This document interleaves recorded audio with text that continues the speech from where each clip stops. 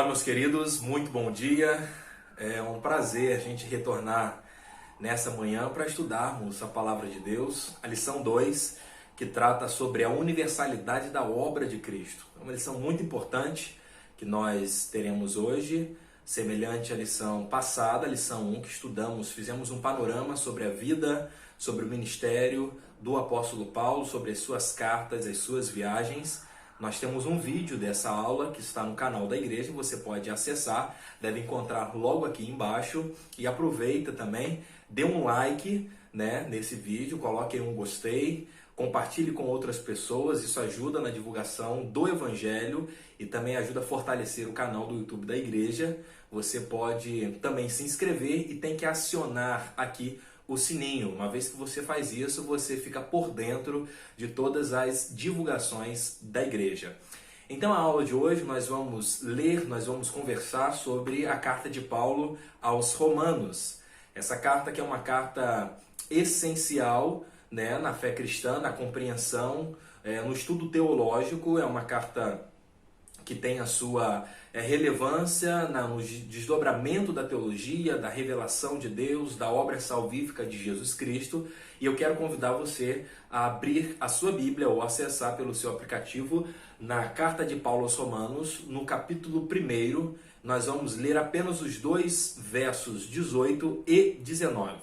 O autor propõe para nós a leitura do versículo 18 do capítulo 1 até o versículo 12 do capítulo 2. Você pode fazer essa leitura em casa, com calma, analisando cada verso, analisando cada palavra que se repete. Isso ajuda num trabalho de interpretação da Bíblia, da compreensão correta do texto. E nós vamos então ler o verso 18, o verso 19 do capítulo 1 da carta de Paulo aos Romanos. Se você encontrou, eu posso ler nesse momento para que possamos então estudar essa carta, estudar esse fragmento, se assim a gente pode apontar, para então trazer verdades e atualizar para o nosso dia a dia.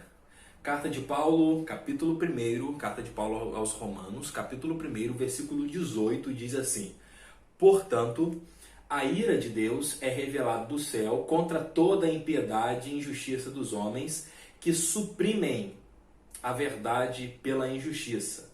Pois o que de Deus se pode conhecer é manifesto entre eles, porque Deus lhes manifestou. Versículo 19 é um versículo brilhante.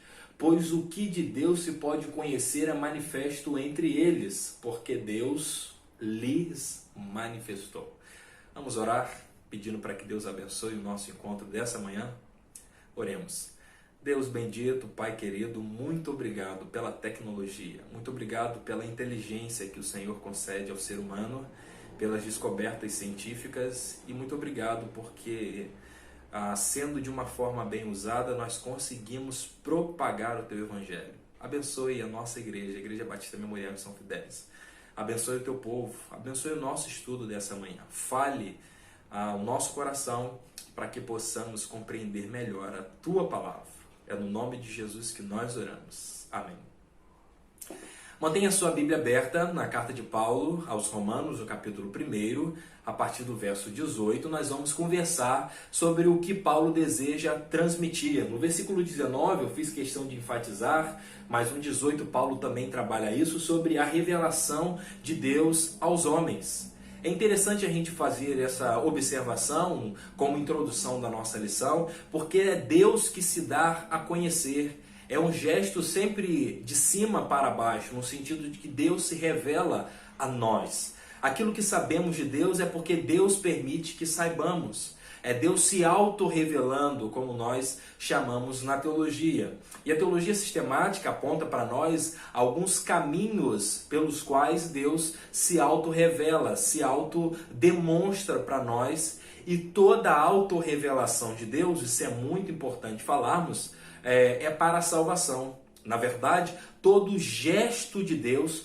é para que tenhamos nele a salvação da nossa vida, salvação de nós mesmos, salvação da nossa condição, salvação dos nossos pecados. Então, desde o Antigo Testamento, a revelação de Deus acontece para a salvação do ser humano. Eu gosto sempre de citar um exemplo da criação, que quando Deus cria para a salvação. Nós temos um Deus que é triuno, né? Nós conseguimos apontar isso.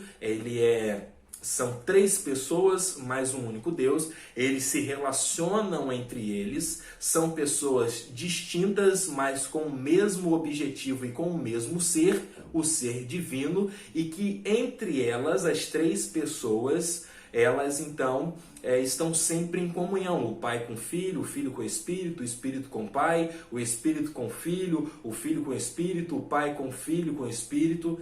E aí Deus então decide criar o ser humano, que não é ele, né? O ser humano é uma criação para fora de si mesmo. Ou seja, Deus cria algo que não é ele, mas que vem dele, que somos nós. E a criação é para que entremos então nesse relacionamento da Trindade e participemos então da vida comunitária de Deus.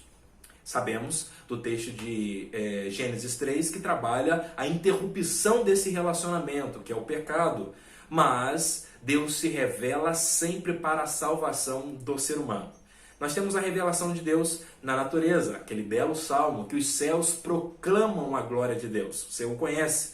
Ou seja, a criação é um ato de revelação de Deus também, através dela, um ato de revelação de Deus a nós. Então, quando você olha para a criação, quando você até percebe os estudos científicos, você percebe o desejo de Deus se revelando, o desejo de Deus em se revelar a nós através da sua criação.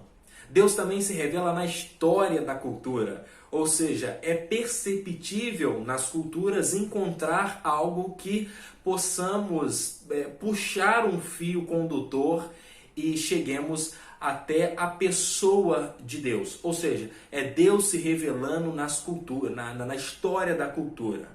Dentro disso é importante abrirmos um parênteses para falar que nem todos os aspectos da cultura são dados da revelação de Deus. Nós temos, vamos citar aqui uma cultura do mundo antigo, depois podemos citar do mundo moderno e até mesmo aproximar do nosso solo, do solo brasileiro. Eu cito então um aspecto que o próprio apóstolo Paulo trabalha, que era cultural no caráter moral dos romanos, dos greco-romanos, podemos apontar assim, que era a homossexualidade. Por isso Paulo, nessa perícope, ou seja, nessa parte do texto que nós acabamos de ler, Paulo condena. Paulo percebe que é algo cultural, mas que precisa ser transformado pelo Evangelho. O que eu quero dizer com isso é que nem tudo que nós temos na nossa cultura é revelação de Deus. Então aquilo que não é revelação de Deus na cultura, o Evangelho serve para redimir, para transformar. Nós conhecemos culturas indígenas que têm a prática de matar uma criança que é então deficiente, ou seja, o Evangelho precisa entrar nessa cultura para transformar esse dado cultural. Mas temos em outras culturas também que eles percebem através dos seus contos que é uma revelação de Deus. Eles vão puxando o fio condutor dessa história, dessa tradição oral e percebem Deus nessa situação. Cito então um exemplo da cultura carnavalesca no Brasil. Na verdade, o carnaval, em todas as esferas, ele tende a denigrir a figura do ser humano. O ser humano não foi criado para ser vendido, para ser oferecido como uma mercadoria. Mas é isso que nós percebemos nos meses aí, às vezes de fevereiro, de março, onde a nudez é explícita, onde o corpo é oferecido, onde a embriaguez domina, onde a morte, né, que é a consequência do pecado, atinge de uma forma avassaladora a nossa cultura, trazendo então prejuízos e denigrindo a figura humana. A mensagem do Evangelho precisa transformar por completo esse dado cultural no Brasil. E Deus deseja fazer isso através da minha e da sua vida. E às vezes com decisões práticas simples e rápidas. Quando você não assiste, quando você aconselha um familiar seu, quando você então não participa, quando você convida alguém a entregar a sua vida a Jesus, você começa a fazer parte da remissão da cultura e do seu próprio povo. Agora, passando desse dado cultural do qual acabamos de falar, é importante ressaltarmos que Deus também se revela através das Escrituras. Nós conhecemos essa revelação como uma revelação específica, desde o Antigo Testamento até o Novo Testamento, totalizando 66 livros. Nós temos a revelação de Deus, Deus se mostrando para o povo e também se mostrando para todos nós quem é Ele, através das páginas das Escrituras. Quer saber quem é Deus? É preciso ler as Escrituras. A revelação máxima de Deus, agora eu quero finalizar com você, essa parte introdutória, se dá em Jesus Cristo. Jesus é a face de Deus. Jesus é a imagem, como diz um teólogo chamado Hans Kessler. Ele vai dizer que Jesus é palavra e imagem de Deus, ou seja, Jesus é a interpretação completa de Deus. Quando nós conhecemos Jesus, nós conhecemos o próprio Deus. Não existe revelação maior de Deus do que o próprio Jesus. Ou seja, Jesus é o Deus encarnado, é o ser de Deus presente entre nós. Como disse João, logo no seu prólogo, no capítulo 1, é a palavra de Deus, é o verbo que se tornou carne e habitou entre nós. Quer saber quem é Deus? É preciso conhecer, é preciso se entregar a Jesus Cristo. Eu quero então, nesse momento, já puxar um fio para uma outra temática importante dentro da nossa lição e falar e apontar sobre o texto que nós acabamos de ler, quando Paulo diz que nós somos indesculpáveis. Os povos são indesculpáveis, porque Deus se revela na história da cultura, Deus se revela na criação, Deus se revela nas Escrituras, Deus se revela na pessoa de Jesus Cristo, ou seja, nós nunca poderemos chegar no juízo e afirmar que não tivemos a oportunidade de conhecer a Deus. Deus se revela a todas as pessoas, inclusive a volta de Jesus está vinculada a anunciação do nome do próprio Jesus em todas as etnias. Isso é muito interessante.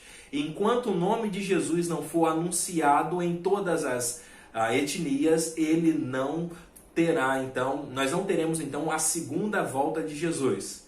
Mas você pode se perguntar, é uma questão, até um dado teológico, o que acontece quando alguém morre sem ter ouvido falar de Jesus? O próprio Deus em algum momento se deu a conhecer para aquela pessoa. Às vezes lá numa tribo indígena, onde ninguém conseguiu chegar, uma tribo fechada, qualquer homem branco que chega, e homem branco não é apenas na cor, é na consciência. Eu aproveito para contar uma historinha, abrindo esse parênteses. Certa ocasião, na Amazônia, fui dar uma aula de teologia do Antigo Testamento e lá encontrei um pastor que era pastor indígena.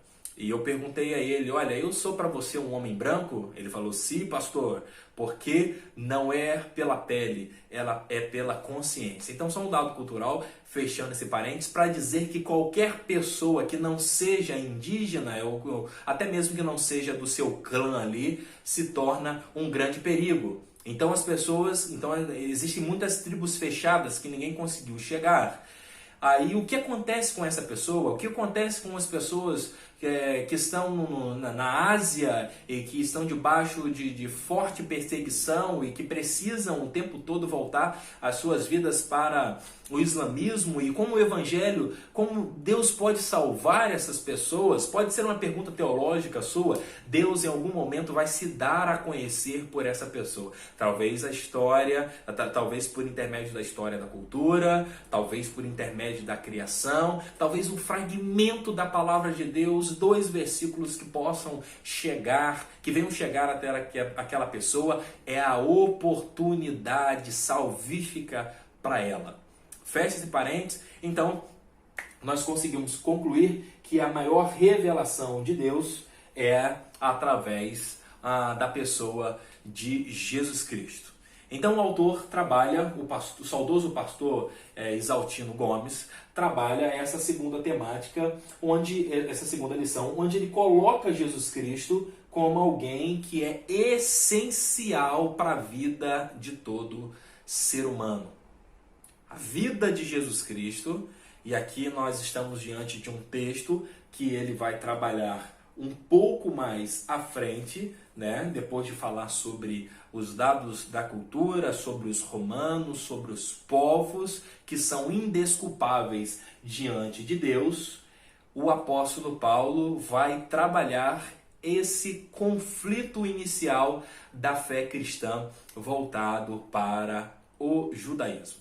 Quanto a essa parte, é importante a gente ressaltar que os discípulos, que os seguidores de Jesus, eles são judeus. O próprio Jesus é judeu e então o cristianismo ele nasce dentro do judaísmo. E logo no início da fé cristã, certamente houveram questões que precisavam ser discutidas, alinhadas, resolvidas quanto à questão da prática da lei mosaica. E isso é muito normal para se perguntar, porque a gente não pode olhar para o primeiro século com a lente que nós usamos no século XXI. É preciso ter muita cautela. Então isso não era resolvido de uma hora para outra e foi preciso então algumas questões, algumas etapas.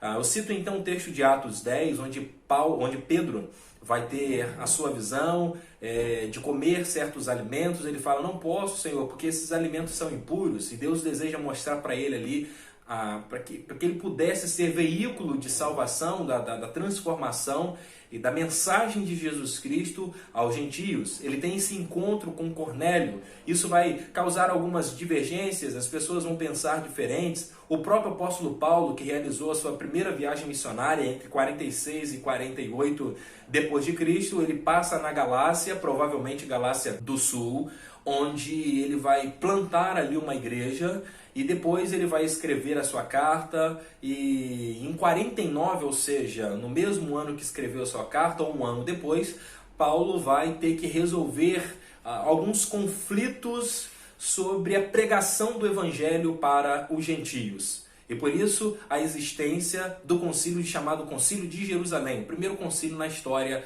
da igreja cristã.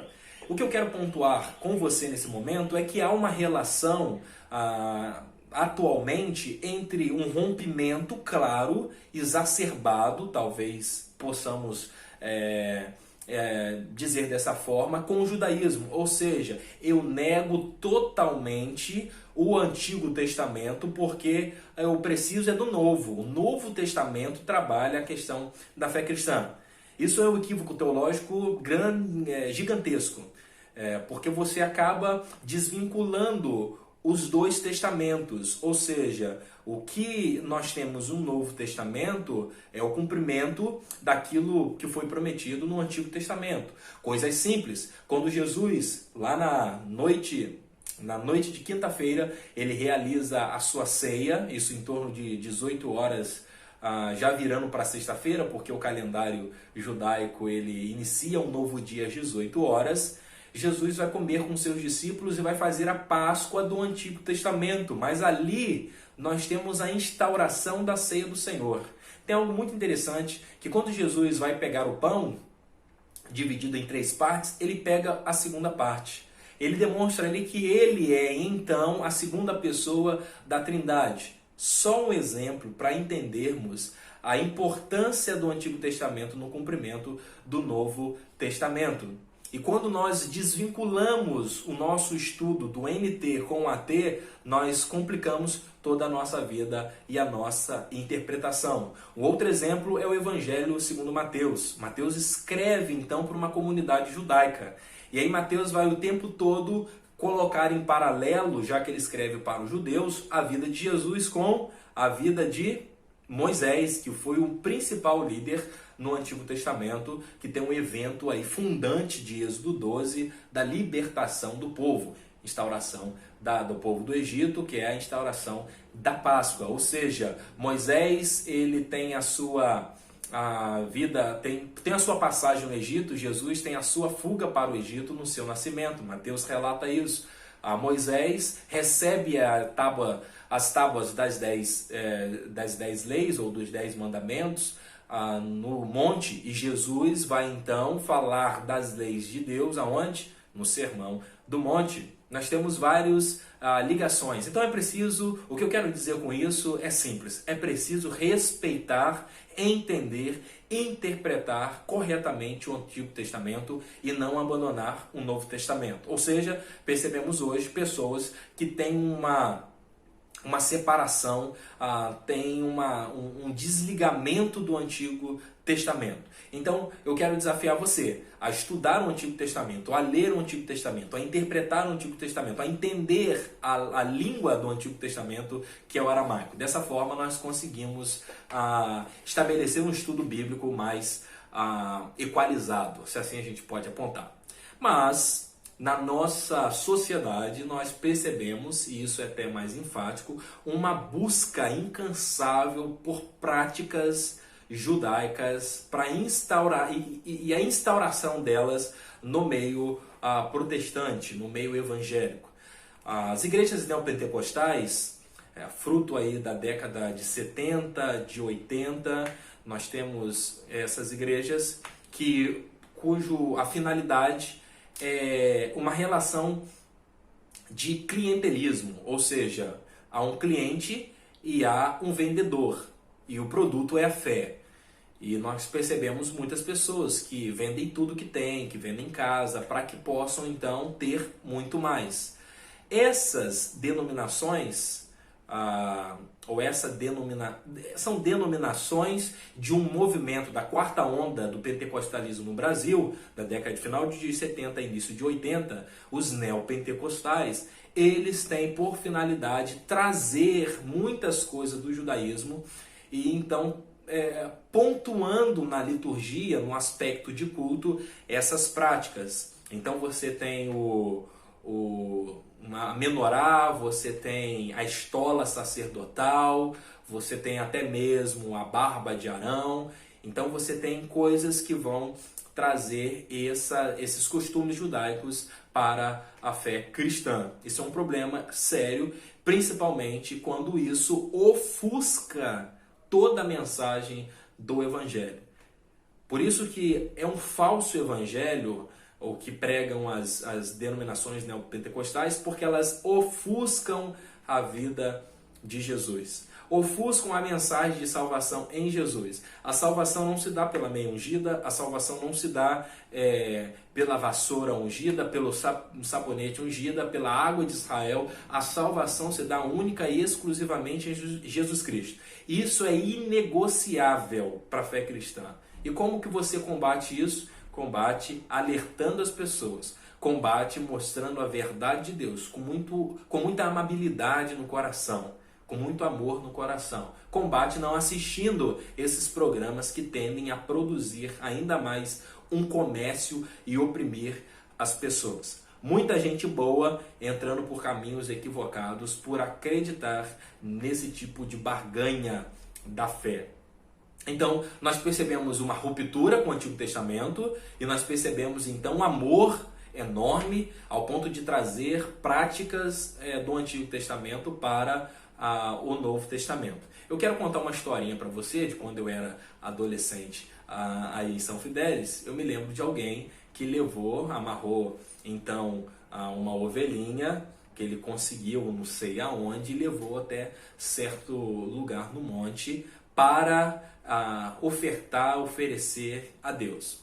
Isso é interessante para apontar que nos dias atuais, ou seja, já não sou mais um adolescente, a minha adolescência já passou aí aproximadamente uns 10 anos, mas para apontar que não faz muito tempo que as pessoas ainda tinham uma ideia que o sacrifício da ovelhinha, que o sacrifício do cordeiro era o que poderia valer para a salvação ou para agradar a Deus. O que nós precisamos sacrificar é o nosso coração, a nossa vida. O que nós precisamos ter transformado é o nosso caráter. E isso Jesus faz no nosso coração. Dentro disso, Paulo trabalha uma palavra muito importante que fazia parte da prática do judaísmo desde a aliança mosaica que Deus tem algumas alianças no Antigo Testamento, a noética, a mosaica, a noética, a abraâmica, a mosaica, a davídica, e nós temos a nova aliança em Jesus Cristo. Nós percebemos algo muito interessante, que a circuncisão era um símbolo, era um sinal no prepúcio do órgão masculino que apontava esse relacionamento entre Deus e o povo. Isso é interessante notar que era uma prática. A prática da circuncisão era normal, era não normal, mas acontecia em outros povos vizinhos. Assim a gente fica melhor pontuar. Israel pega e dá um novo significado. É interessante, Israel consegue ressignificar as coisas que são comuns, que são de suas vizinhanças. Assim a gente pode então colocar. Então a prática da circuncisão era normal para o judaísmo. Quando Paulo percebe que há um apelo por parte das pessoas que a circuncisão também seja realizada nos gentios, ele vai apontar e vai escrever principalmente na sua carta aos Gálatas, também trabalha isso na carta aos Romanos. Ele usa desse discurso no Concílio de Jerusalém, em Atos capítulo 15, onde Paulo quer dizer o seguinte: não, a circuncisão agora é no coração. Agora a transformação não é mais no membro, não é mais no corpo, é no ser do ser humano. É no profundo do nosso ser, quando Jesus habita por intermédio do seu Espírito e transforma a nossa vida. O que mostra uma aliança com Deus não é mais o corte no prepúcio, mas sim o derramamento do Espírito Santo de Deus no nosso coração. Paulo vai conviver essa linha tênue com um grupo chamado Grupo dos Judaizantes. Bem lá na frente, a revista vai trabalhar uma lição voltada, cujo ponto 1 é o problema de Paulo com os judaizantes. Mas eu queria rapidamente abrir um parênteses com você e trabalhar esse grupo, que é um grupo que ganha força nas igrejas, sobretudo nas igrejas da Galácia e também na igreja dos romanos. Paulo não funda a igreja, ou seja, ele não plantou a igreja dos romanos. A igreja dos romanos provavelmente nasce a partir da experiência da ressurreição, também a experiência do Pentecoste, mais provavelmente, onde as pessoas vão retornar para os seus lugares e ali então elas já começam a propagar o Cristo vivo e ressurreto. Isso é interessante a gente apontar, mas mesmo assim Paulo acreditava no poder da sua carta e ele vai escrever a carta alertando as pessoas sobre esse grupo, o grupo dos judaizantes. Segundo o que nos apresenta o Novo Testamento, os judaizantes, eles são um grupo, eles formam um grupo onde a preocupação deles é o seguinte: Jesus salva, Jesus é legal, mas é preciso a observação, a prática da lei mosaica para se obter a salvação. Ou seja, qualquer mensagem que aponte que Jesus não é suficientemente completo para a salvação é anátema, é maldito. Não maldito porque Paulo vai maldizer, porque já é contrário à vontade de Deus. Qualquer pessoa contrária à vontade de Deus e que pregue o falso evangelho já é maldito no seu próprio ser, na sua própria essência. O que eu quero apontar com isso é que os judaizantes começaram então a soltar esse tipo de palavra, esse tipo de discurso, e nós percebemos que há um engano aí, o que nós chamamos na teologia de heresia, de um desvio doutrinário. Isso é muito interessante nós notarmos, porque Paulo deseja alertar as igrejas quanto a isso. Ou seja, os judaizantes não poderiam ganhar força, não poderiam ganhar voz, não poderiam ganhar espaço nas comunidades, porque eles estavam pregando um falso evangelho. E é interessante apontar isso, por mais que a carta aos Gálatas não seja a nossa carta estudada hoje, mas como ela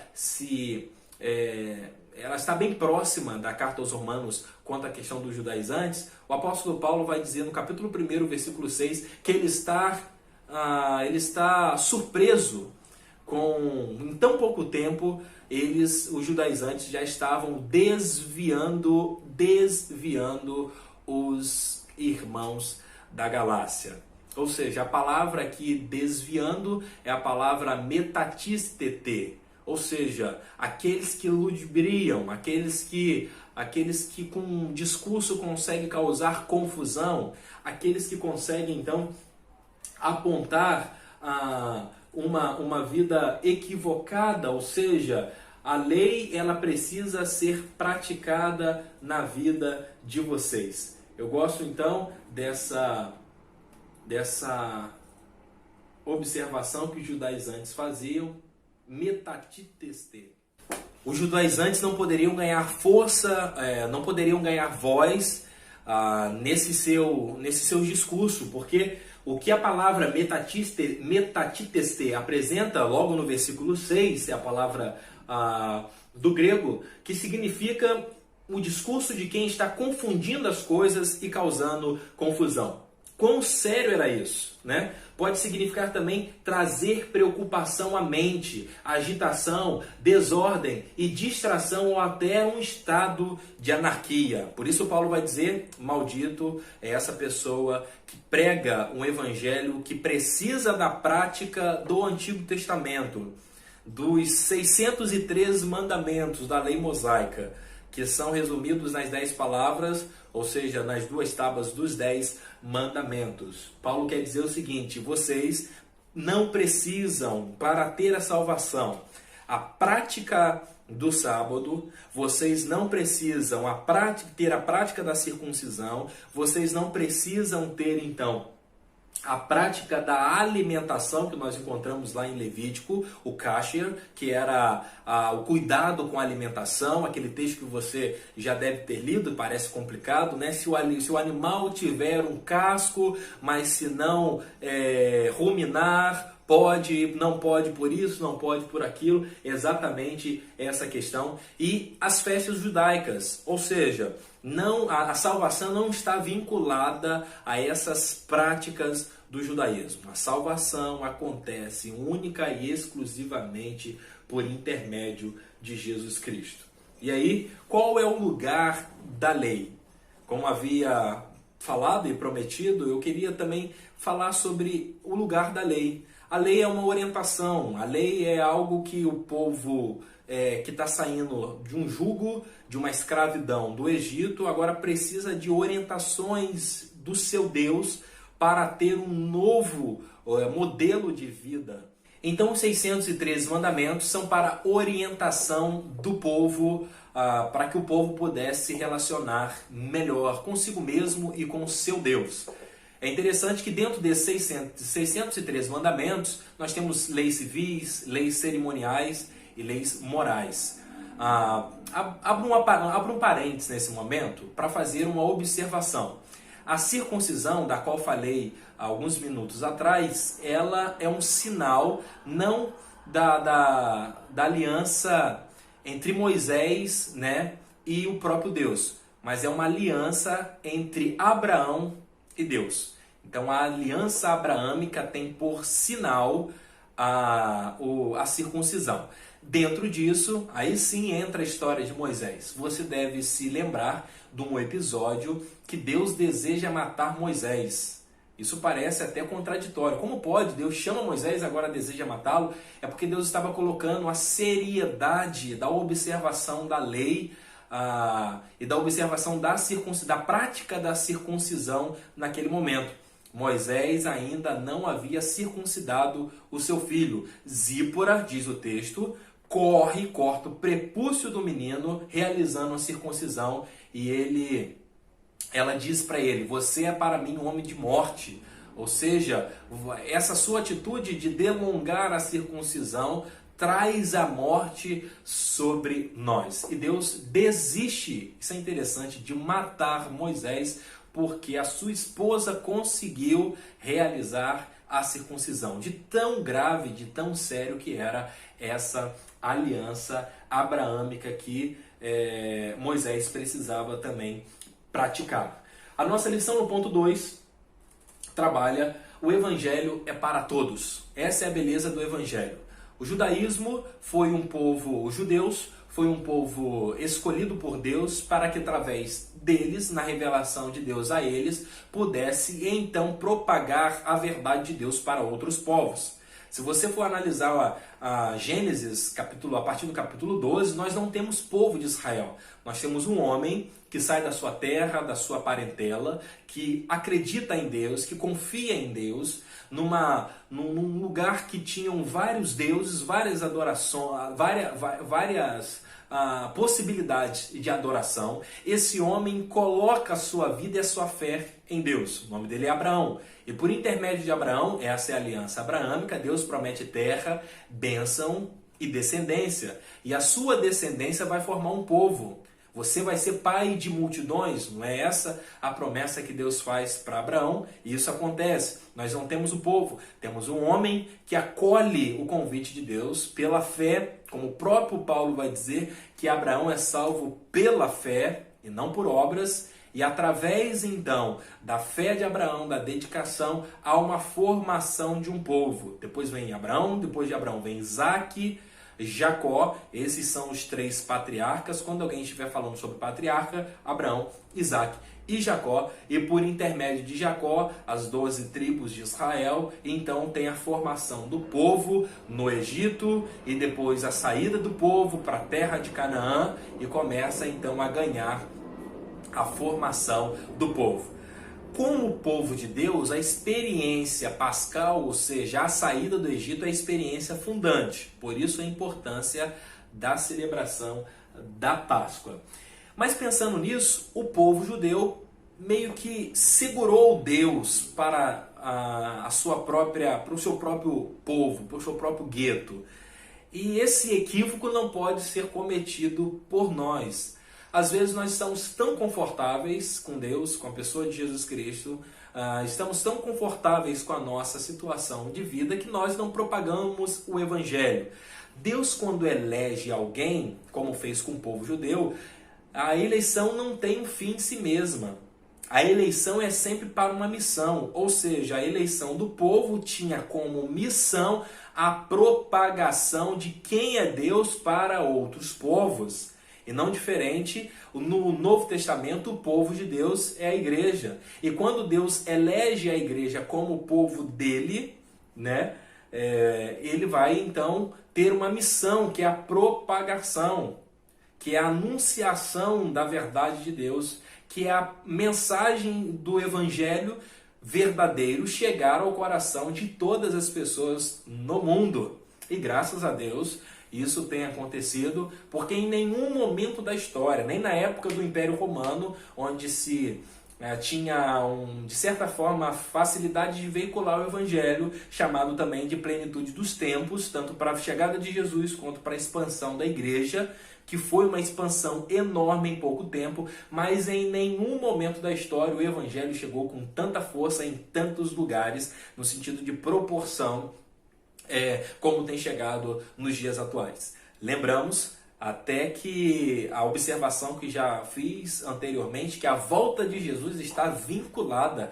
diretamente ao alcance da anunciação do seu nome em todas as etnias, em todas as raças, tribos, povos, raças e nações. Então, quando o Evangelho aponta para todos, é que nós precisamos propagar a verdade de Deus, a salvação de Deus para todas as pessoas. Não ficar somente em São Fidélis, não ficar somente em Niterói, não ficar no estado do Rio, no Brasil, mas anunciar. E nós fazemos isso via a propagação do Evangelho, apoiando os missionários, orando pelos missionários, saindo das nossas casas, indo em direção a outras pessoas. Claro, depois desse vencido esse isolamento social e também vencido a Covid-19, mas nós precisamos aquecer o nosso coração com a propagação do Evangelho, com a anunciação do nome de Deus que salva as pessoas. Então, nós percebemos que a lição 2 trabalha que o ensino de Paulo era que ele propagasse o Evangelho para todas as pessoas. A partir de Atos capítulo 15, no Concílio de Jerusalém, nós temos Pedro, temos a nomeação de Pedro como apóstolo dos judeus e Paulo como apóstolo dos gentios. Nesse último ponto, então, nós vamos trabalhar o título Universalidade sim, universalismo não. O que o autor quer apontar é que é preciso acolher a salvação. É preciso aceitar, então, a sua condição de pecador. E eu queria ler algumas frases, né, e também um texto bíblico para relatar sobre essa questão. Ou seja, a universalidade é que o evangelho deve chegar a todas as pessoas. O universalismo, um desdobramento contemporâneo, né, da teologia, aponta que todas as pessoas serão salvas uma vez que Cristo já morreu pelos seus pecados. Ou seja, a iniciativa de Deus não anula a nossa iniciativa. E eu gosto então da frase de um teólogo que eu já citei, Hans Kessler. Ele diz que Jesus revela a verdadeira essência de Deus e a verdadeira essência do ser humano. Já diz que é a imagem, palavra e interpretação, é a interpretação, palavra e imagem de Deus, e é o modelo do que é ser humano. Eu quero nesses últimos 3, 4 minutos investir com você aqui a verdadeira essência do ser humano. Nós temos como espelho principal não pastor, não líder religioso, não político, ninguém a não ser Jesus. Ou seja, a sua vida, a sua condição deve ser comparada não com a minha. Talvez você comparando a sua com a minha se sinta melhor, se sinta superior, se sinta inferior, mas não é esse o modelo. O modelo é Jesus Cristo, que é o modelo do que é ser humano de verdade. Em Jesus nós resgatamos o princípio da nossa humanidade. Nós resgatamos a essência real da vontade de Deus para nós. Isso é salvação. Salvação não é frequência de cultos, por mais que isso faça parte da vida dos salvos. Salvação não é entrega de dízimos e ofertas, por mais que isso faça parte da vida dos salvos.